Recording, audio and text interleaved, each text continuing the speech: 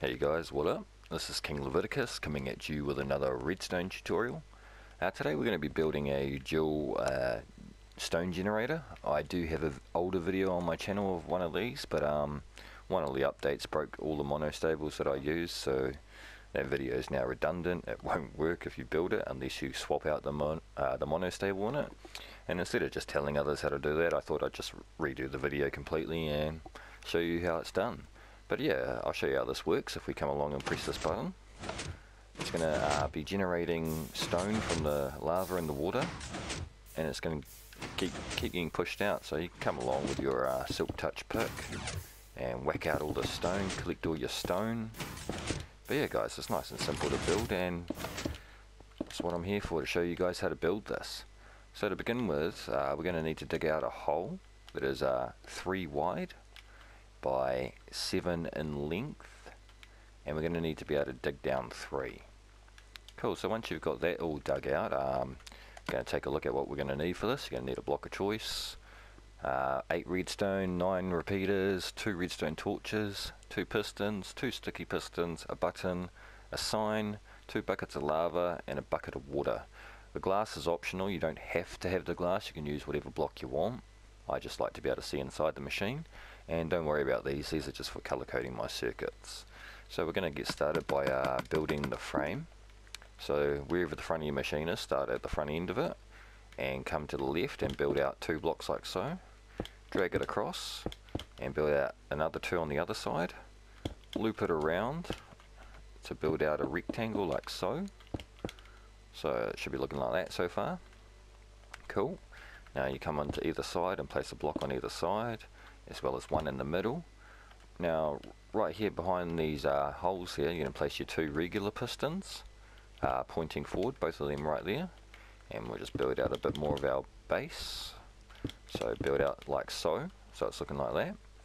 Now you can use whatever blocks you want here. I just like to use glass, so place 2 there, another 2 there, and 1 right in the middle there. Cool, now we're just going to cover up the top a bit more. Awesome, we're going to loop this all the way around and over that. Cool, I'm just going to build up there. Make sure you place a block 1 up behind these pistons, because this is where our water is going to sit. It's going to sit right in here between the pistons. So if we grab out our water now, throw your water in there, so it's going to flow down through those holes. And we're going to need our lava. Actually, I'm going to need my sign first. Grab your sign out, and right here on this block here, right in the front, on the back of this block, we're going to place our sign. So right there. Now that's going to hold our lava back so it won't eat up our water source. Grab your lava out and you're going to place a bucket on top of each of these pieces of glass. So now that's going to flow down and generate stone like so. Cool. Put our lava away because we don't want to burn anything down. Grab out your button, and your button's going to sit right here in the middle on that block. Now I'm just going to bust this out for now. Cool. And why is there an infinite water source there? Get out of it. Awesome, cool. So you're going to want to place 2 blocks down 1 block below where these stone are, because each time the stone generates, when it's not there, it's going to drop water down and it's going to wash out the circuitry down here, and we don't want that. Cool, so once you've plugged that up so that there's going to be no leakages, grab out your block for your wiring.